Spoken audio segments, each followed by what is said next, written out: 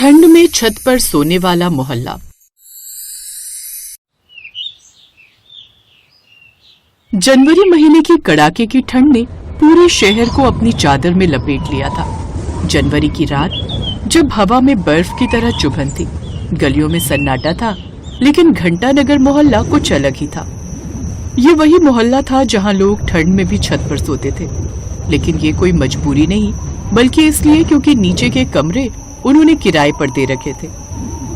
एक रात रमेश काका अपनी छत पर से बोले, अरे भाई, ये ठंड हर साल बढ़ती जा रही है। लगता है इस बार हड्डियां जवाब दे देंगी। ऊपर से ऐसे मौसम में बेचारी बहुओं को भी छत पर ही सोना पड़ता है। तभी पास वाली छत से शांति की आवाज आई, हड्डियां नहीं, हमारी किस्मत ठंडी है रमेश जी, वरना कौन अपनी बहुओं को छत पर सुलाता है। लेकिन अब पेट भरने के लिए हमें इतना तो करना ही पड़ेगा ना। उसी मोहल्ले की छत पर एक रजाई में सिमटी हुई थी गर्भवती बहू सीमा, जो उनकी ये सब बातें सुन रही थी। उसकी शादी को अभी थोड़ा वक्त ही हुआ था। उस मोहल्ले में 25-25 गज के एक एक कमरे वाले मकान थे, जिन्हें सबने किराए पर दिया हुआ था। छत पर ठंड से कुड़कुड़ाती सीमा उस दिन को याद कर रही थी जब वो इस घर में ब्याह कर आई थी।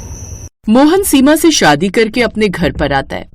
दोनों साथ में काफी खुश होते हैं, क्योंकि दोनों की लव मैरिज होती है। घर में उसकी सास गायत्री देवी, जो कि बड़ी कंजूस महिला थी, जो अपनी नई नवेली इकलौती बहू का स्वागत करती है। बहू को गृह प्रवेश करवाते ही गायत्री ने झट से कहा, अच्छा बहू, तेरी माँ ने खाना बनाना तो सिखाया है ना तुझे? कहीं मेरी नाक ना कटवा दे तू मोहल्ले में। नहीं नहीं सासू माँ, आप क्यों चिंता करती हो? मैं हर तरीके का खाना बनाना जानती हूँ। बस आप बाहर बैठकर मेरा इंतजार करो। कुछ देर बाद सीमा बड़ा ही अच्छा खाना बनाकर उनके लिए ले आई, जिसे खाते ही गायत्री खुश हो गई। अरे वाह बहू, खाना बनाने में तो तू माहिर है। सबको खाना खिलाने के बाद और रसोई का काम निपटाने के बाद सीमा ने कुणाल से पूछा, अच्छा कुणाल, मुझे तुमसे कुछ पूछना था। हाँ पूछो ना, क्या हुआ? वो मुझे पूछना था कि। क्या पूछना है? बोल भी लो मेरी अम्मा, अब मुझे बहुत तेज नींद आ रही है। ये थोड़ा अजीब है, लेकिन याद है जब हम घर आ रहे थे तो मैंने देखा कि हर कोई इतनी ठंड में अपनी छत पर ऊपर सो रहा था।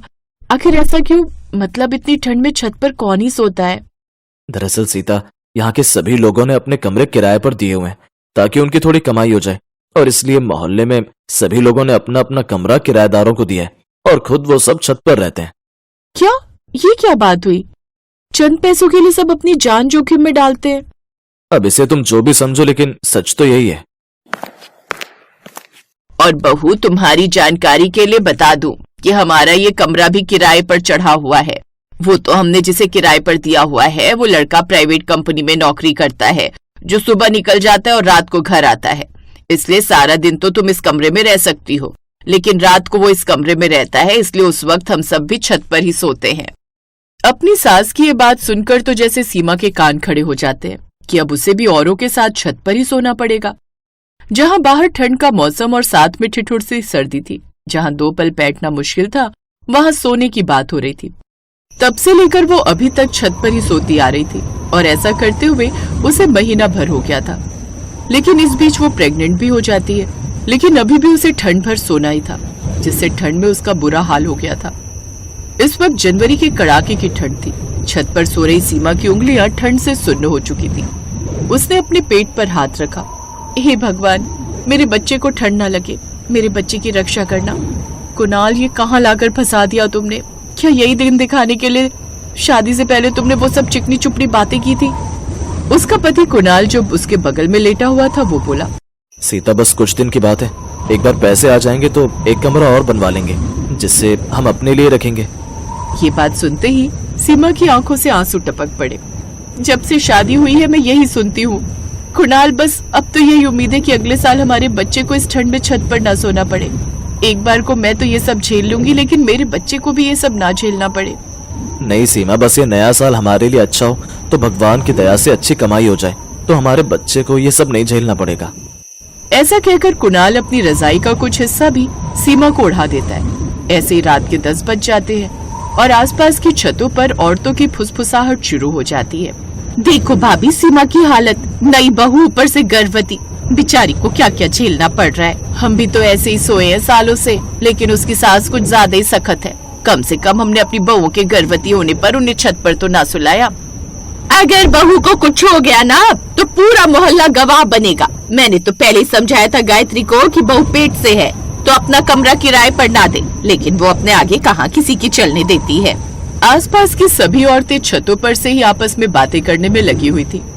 उस रात ठंड कुछ ज्यादा ही बेरहम थी।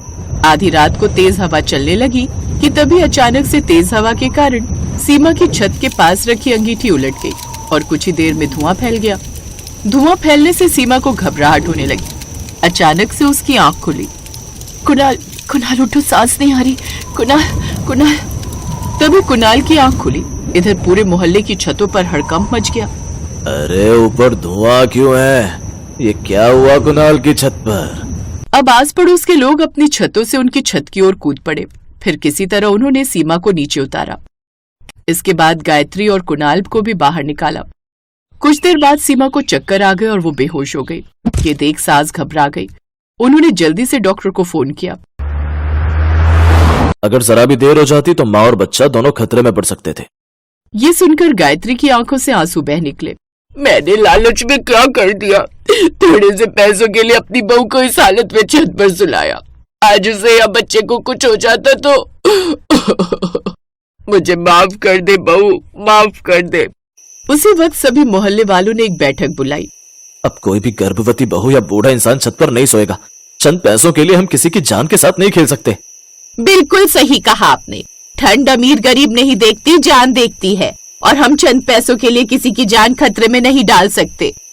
अब सभी मोहल्ले वालों ने मिलकर तय किया कि भले ही वो कम पेट भरकर गुजारा कर लेंगे, लेकिन चंद पैसों के लिए वो नीचे के कमरे किराए पर नहीं देंगे और अपने साथ साथ अपने परिवार को मुसीबत में नहीं डालेंगे।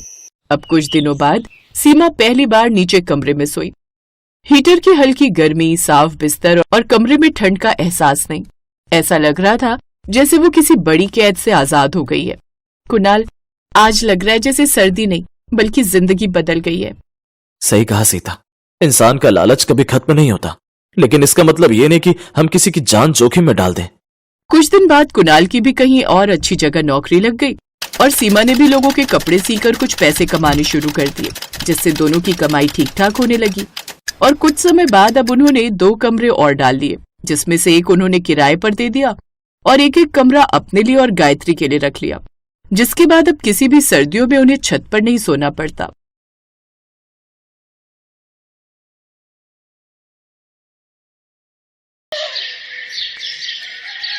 आओ बहू, इस घर में तुम्हारा स्वागत है। ये कहकर अंजलि कलश गिराकर अंदर आती है, जहाँ उसकी सास उससे कुछ रस्में करवाती है।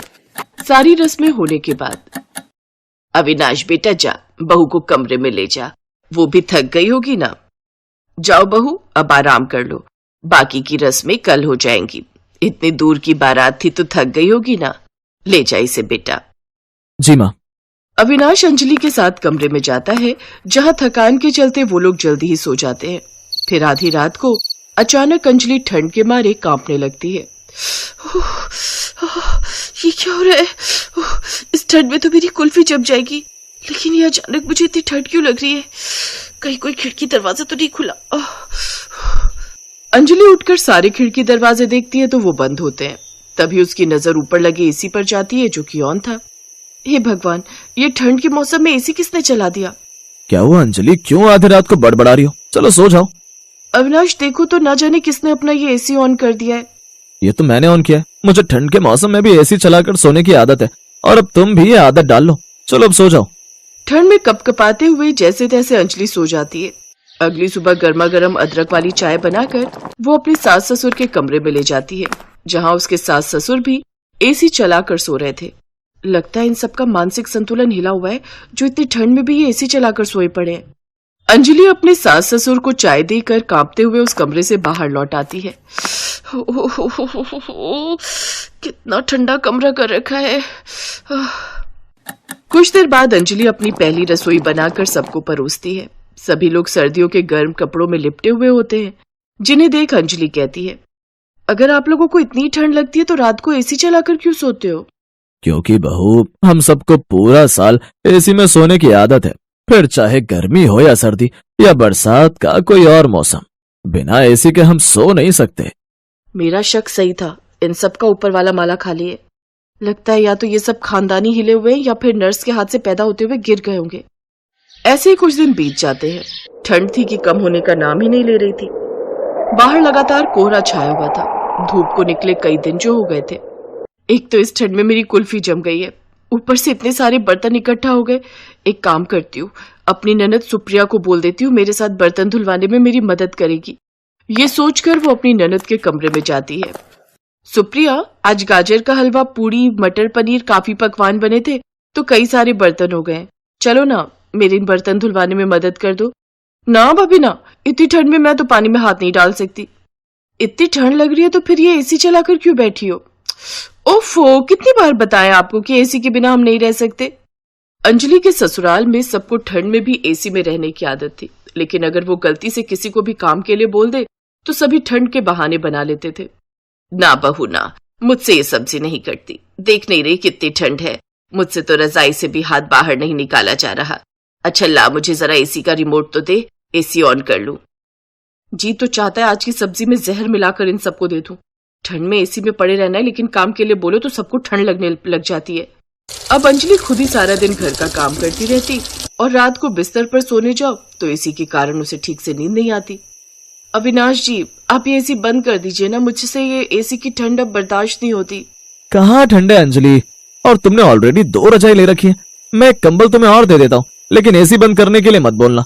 तुम तो दिन में भी आराम कर लोगी, लेकिन मुझे तो ऑफिस जाना है ना। मुझे ऐसे नींद नहीं आएगी बिना एसी के। अंजलि का पति उसकी एक नहीं सुनता, जिसका नतीजा ये हुआ कि अगले दिन से अंजलि को ढेर सारी छींकें आने लगी। वो लगातार छींकें मारती जा रही थी। बस अब बहुत हुआ, अब और नहीं। अगर मैंने इन लोगों को सबक नहीं सिखाया तो मेरा भरी जवानी में ही राम नाम सत्य हो जाएगा। बड़ा शौक है ना इन लोगों को ठंड में भी एसी चलाकर सोने का। अब इन्हें बताती हूँ कि ठंड होती क्या है, लेकिन पहले खुद के लिए गर्मा गर्म अदरक वाली चाय बना लूं। अंजलि अदरक वाली चाय बनाकर पीती है, जिसके बाद सबको नाश्ता परोसती है। लेकिन ये क्या, आज तो नाश्ते में गर्मियों वाला नाश्ता था। वो सबके लिए नाश्ते में ठंडा ठंडा बनाना शेक, उसमें आइसक्रीम, कस्टर्ड और ठंडी बर्फ डालकर डाइनिंग टेबल पर रख देती है। भाभी, ये जनवरी का ठंडा महीना चल रहा है, कोई गर्मियों का अप्रैल मई नहीं जो आप ये गर्मियों वाला नाश्ता ले आई। आप लोग जब इतनी ठंड में भी एसी चलाकर सो सकते हैं तो फिर ये ठंडा नाश्ता क्या चीज है। करिए नाश्ता। ठंड में आइसक्रीम डला शेक पीने का भी एक अपना ही अलग मजा है। उफ, ये ठंडा नाश्ता करके तो मेरे दांत ही बजने लगे। अभी तो देखती जाइए आगे आगे होता है क्या। फिर अगले दिन अंजलि सभी के सारे गर्म कपड़े एक साथ धो देती है, जिसके बाद ससुराल वालों के पास एक भी गर्म कपड़ा पहनने के लिए नहीं होता, जिसके चलते सब ठंड से ठिठुरते हुए कहते हैं, बहू मेरी एक भी गर्म शॉल और स्वेटर नहीं मिल रहा, मेरे सभी गर्म कपड़े कहाँ हैं? हाँ भाभी, मेरी भी कोई सॉक्स, कैप या स्वेटर नहीं मिल रही है। मेरी अलमारी में भी मेरी लोई और गर्म टोपी नहीं है। अंजलि, मेरी भी जैकेट, जीन्स कुछ भी नहीं है।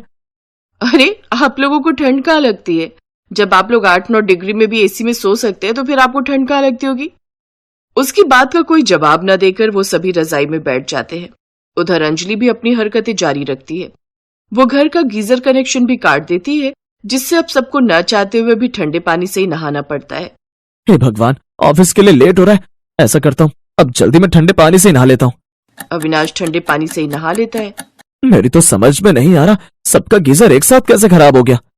ठंडा खाना खाने और ठंडे पानी से नहाने के कारण, साथ ही ठंडे एसी की हवा में सोने के कारण अब उन सबकी तबीयत काफी खराब रहने लगती है। अंजलि जल्दी से डॉक्टर को फोन करती है। इन सबकी बॉडी का टेम्परेचर तो काफी गिर चुका है। इन लोगों ने क्या कोई ठंडी चीज खाई थी? जल्दी से इन सबको अस्पताल में भर्ती करना होगा। डॉक्टर, ये लोग ठंड के इस मौसम में भी एसी चलाकर सोते हैं। ये लोग मेरी बात बिल्कुल नहीं सुनते। क्या एसी? आप सब लोगों का दिमाग खराब तो नहीं हो गया? आप सबकी बॉडी का टेम्परेचर फ्रीज होने की कगार पर है। आप सबको गर्माहट की काफी जरूरत है, साथ में मेडिसिन की भी। अगर आप लोग एक और बार एसी में सोए तो फिर कभी उठ नहीं पाएंगे। उन सबको जल्दी से अस्पताल ले जाकर आईसीयू में एडमिट कर दिया जाता है।